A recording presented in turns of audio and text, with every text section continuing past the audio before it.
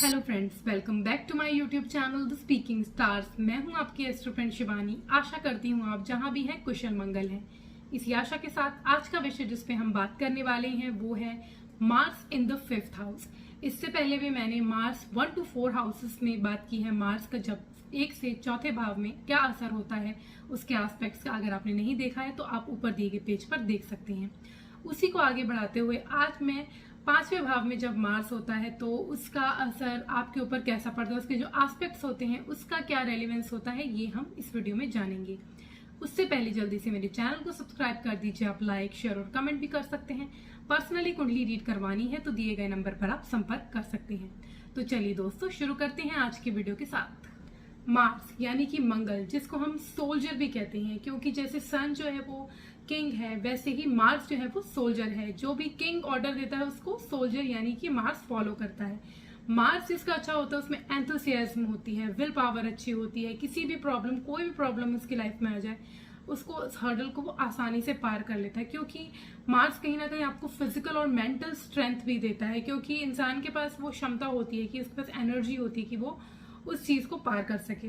जिस भी हाउस में मार्स होता है उस हाउस से रिलेटेड चीजों में वो एनर्जी इंसान ज्यादा दिखाता है। मार्स जो होता है वो आपके सिबलिंग्स को भी डिनोट करता है। मार्स जो होता है वो आपके ब्लड फ्लो को भी डिनोट करता है। मार्स रियल एस्टेट को भी डिनोट करता है। रियल एस्टेट का अगर बिजनेस को इंसान करना चाहता है तो उसका मार्स अच्छा होना चाहिए, क्योंकि लैंड, प्रॉपर्टी, इन सब का जो कहते हैं कि जिसका की करता धरता है वो होता है मंगल। तो जिसका मंगल अच्छा है तो उसको रियल एस्टेट में भी काफी अच्छे पॉजिटिव रिजल्ट देखने को मिलते हैं। तो ऐसा मंगल जो 5th हाउस में आता है, 5th हाउस जो आके आपकी चाइल्ड का होता है, आपके बच्चे का होता है, आपकी लव लाइफ का होता है, आपकी क्रिएटिविटी का होता है।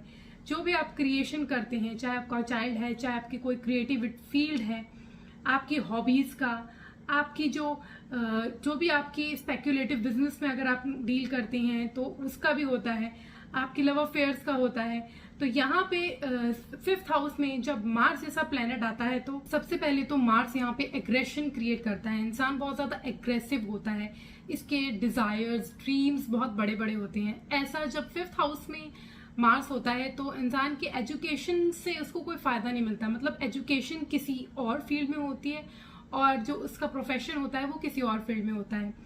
5th हाउस में जब मार्स होता है तो इंसान को क्रिएटिव फील्ड में, यानी कि जहाँ पे बहुत ज्यादा उसको जो ऑर्डर्स जो होते हैं वो फॉलो करने का बहुत ज्यादा उसको, मतलब बहुत ज्यादा ऑर्डर फॉलो करने वाला इंसान नहीं होता। तो कोई ऐसा प्रोफेशन, कोई ऐसी फील्ड वो चूज करने की कोशिश करता है, क्रिएटिव फील्ड चूज करने की कोशिश करता है, जहाँ उसका जो उसकी हॉबीज हैं, जो क्रिएटिविटी उसके अंदर है वो भी प्रॉपरली यूज हो सके। जो उसको मोनोटोनस काम करना पड़ता है तो उसमें इंसान को इतना, उसकी जो क्रिएटिविटी होती है वो कम हो जाती है। तो ऐसा उस फील्ड में वो इंसान जाने की ज्यादातर कोशिश नहीं करता।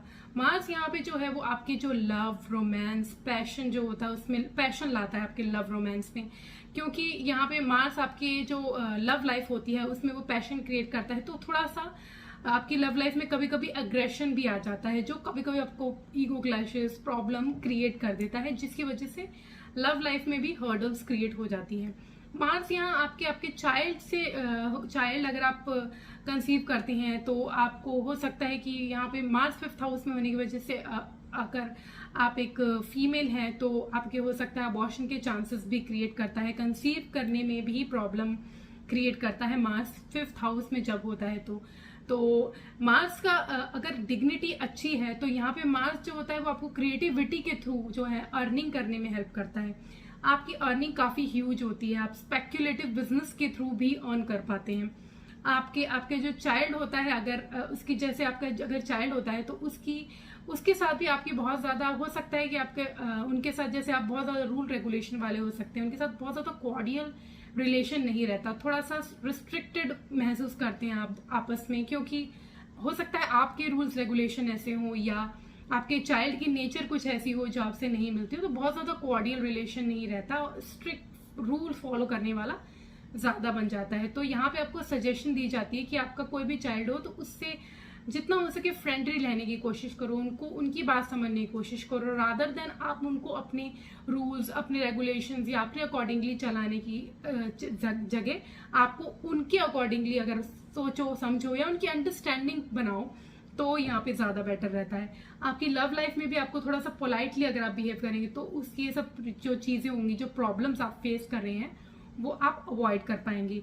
बट अगर आप एक एक्टर हैं या आप कोई ऐसी क्रिएटिविटी वाली फील्ड में हैं, इंजीनियर हैं, कंप्यूटर इंजीनियर हैं, तो ऐसी फील्ड्स में जो है यहाँ पे मार्स जो है बहुत हेल्प करता है। और आपको एक अपनी जो नई चीज़, यानी कि अगर आप जैसे एडवर्टाइजमेंट में है तो आप आपकी जो एडवर्टाइजमेंट होगी वो इतनी अपीलिंग होगी कि मास पीपल को, मतलब बहुत सारे लोगों को वो अट्रैक्ट करेगी। तो कुछ ऐसी आपके अंदर वो कैलिबर प्रोवाइड कर देता है।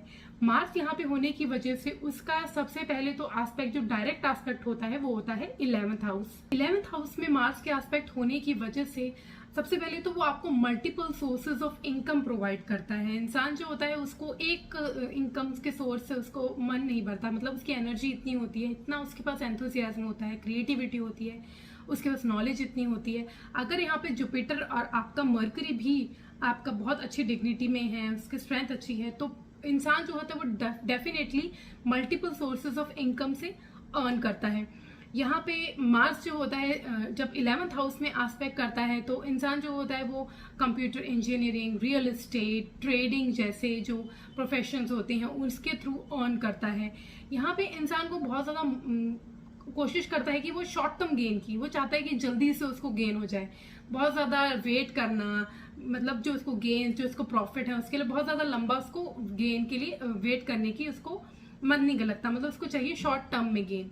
तो ये चीज जो है वो प्रॉब्लमेटिक हो सकती है। उसको लॉन्ग टर्म इन्वेस्टमेंट करनी चाहिए ऐसे इंसान को, और ऐसे प्रोफेशंस में जाना चाहिए जहाँ पे उसकी क्रिएटिविटी यूज हो, तभी उसके जो गेन्स हैं वो अच्छे होंगे और उसकी स्टेडी इनकम बनी रहेगी। यहाँ पे थोड़ी सी फ्लक्चुएशन जरूर लाता है यहाँ पे इनकम में इंसान की, लेकिन क्योंकि इंसान के अंदर शॉर्ट टर्म गेन की बहुत इच्छा होती है तो वो हो सकता है गलत वे में भी चल जाए। तो उसको कभी भी गलत मतलब जो गलत तरीके से पैसा नहीं कमाना चाहिए, उसको हमेशा एक ट्रुथफुल तरीके से यानी कि ऑनेस्टी के साथ ही अर्न करना चाहिए और थोड़ा सा वेट करना चाहिए। लॉन्ग टर्म बिजनेसेस में, रियल एस्टेट जैसे प्रोफेशन में उसको ज़्यादातर जाना चाहिए ताकि उसकी जो इनकम है वो ज़्यादा जनरेट हो, और जो भी उनको क्रिएटिविटी है उसके दिमाग में जो इंसान के, वो भी उसको यूज़ करनी चाहिए अपने प्रोफेशन को बेहतर बनाने के लिए, और लर्न करता रहना चाहिए, नए से नई चीज़ अपग्रेड करनी चाहिए। एक ही चीज़ जो इंसान ने मतलब जो लर्न की है उसी अकॉर्डिंगली आगे नहीं बढ़ना चाहिए। उसको अपनी टेक्नोलॉजी के हिसाब से जो भी नए एडवांसमेंट आई है टेक्नोलॉजी में या जिस भी फील्ड में वो है उसको लर्निंग करनी चाहिए, तभी वो आगे ज़्यादा इनकम के सोर्सेज जो है वो क्रिएट हो सकते हैं उसके लिए। मार्क्स जो होता है 8th हाउस में एस्पेक्ट करके सबसे पहले तो आपकी वेल्थ को क्रिएट करता है। मैरिज के बाद स्पेशली इसकी जो वेल्थ होती है उसमें आपको इंक्रीज होती हुई दिखती है, अगर क्योंकि 8th हाउस में एस्पेक्ट करने से इंसान की जो ग्रोथ होती है वो आफ्टर मैरिज काफ़ी ज़्यादा होती है।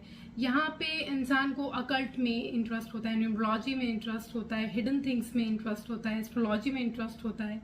यहाँ पे इंसान जो होता है उसको सर्जन बनने की भी, अगर उसके मार्स अच्छा है और बाकी प्लैनेट्स भी आप उनके फेवर कर रहे हैं तो जो इंसान है वो सर्जन भी बन सकता है। अगर यहाँ बैड डिग्निटी में है तो हो सकता है इंसान को सर्जरी फेस करनी पड़े, स्पेशली अगर उनकी शनि की 7.5 भी चल रही है और ट्रांजिट में मार्स जो है वो 8th हाउस से जा रहा है या कुछ ऐसा कनेक्शन हो रहा है तो उनको सर्जरी के चांसेस बनते हैं उस इंसान के। तो यहाँ पे सर्जन भी हो सकता है अगर गुड डिग्निटी में, और सर्जरी के चांसेस भी बन जाते हैं अगर बैड डिग्निटी में हो। बैड डिग्निटी में हो तो इंसान को बहुत सेफली ड्राइव करना चाहिए क्योंकि यहाँ एक्सीडेंट के चांसेस भी बनते हैं। बट अगर आप अकल्ट की फील्ड में हैं, एस्ट्रोलॉजी की फील्ड में हैं या अगर आप न्यूमरोलॉजी की फील्ड में है तो ऐसी फील्ड में मार्स 8th हाउस में कमाल का काम करता है क्योंकि वो आपको बेनिफिट बहुत ज़्यादा देता है। तो बेनिफिशियल है इन रिगार्ड्स ऑफ अगर आप जॉइंट एसेट क्रिएट करना चाहते हैं अपने पार्टनर के साथ, उसके लिए भी अच्छा है। और आपके इन लॉज के साथ रिलेशन में भी अगर आप स्पेशली फीमेल है, क्योंकि फीमेल अपने इन लॉज के साथ रहती है, उनके साथ ज़्यादा कॉन्टैक्ट उनका होता है तो उनकी प्रॉब्लम ज़्यादा क्रिएट हो सकती है, उनके साथ अलगाव की भी चांसेस आ सकते हैं। तो यहाँ पे अगर बैड डिग्निटी में, अगर अच्छी डिग्निटी में है तो प्रॉब्लम्स तो आएंगी लेकिन वो सॉल्व हो जाएंगी, लेकिन बैड डिग्निटी में है तो प्रॉब्लम ऐसी बड़ी बड़ी हो जाएंगी कि अलग होने के भी चांसेस हो जाएंगे। मार्स जब एस्पेक्ट करता है 5th हाउस से 12th हाउस में, जो उसका 8th एस्पेक्ट होता है वो 12th हाउस में होता है, तो वहाँ पे ये फॉरेन से कनेक्ट होके कोई वर्क करना चाहते हैं, कनेक्टिविटी बढ़ाना चाहते हैं तो बना सकते हैं।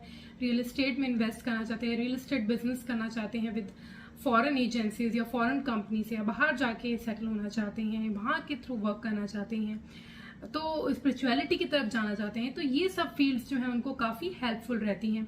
उसको बस ये डिग्निटी देखनी है कि 12th हाउस की डिग्निटी कैसी है, और जो आपके 9th हाउस, 4th हाउस, इन सब की अगर आपको परमानेंट सेटलमेंट देखनी है तो इन सब की भी आपको सेटिंग्स देखनी होती है कि आपके चार्ट में वो कैसे अलाइंड है। तभी पता चलता है कि आपकी परमानेंट सेटलमेंट की चांसेस हैं या आपकी ग्रोथ कितनी होगी वहाँ जाके। लेकिन यहाँ पे मार्स के सिर्फ एस्पेक्ट की हम बात कर रहे हैं 12th हाउस में, तो उस पे एस्पेक्ट की वजह से वहाँ पे चांसेस बनते हैं कि वो उसको फॉरेन इनकम अर्न करने के। आज के लिए इतना ही। मेरी नेक्स्ट वीडियो में मैं Mars in the 6th house पर बात करूंगी। For that stay tuned, stay connected, do subscribe my channel and नीचे दिए गए बेल आइकन को जरूर प्रेस कर दीजिए ताकि आपको मेरी लेटेस्ट अपडेट मिलती रहे। तब तक के लिए ओम शांति, thank you and take care.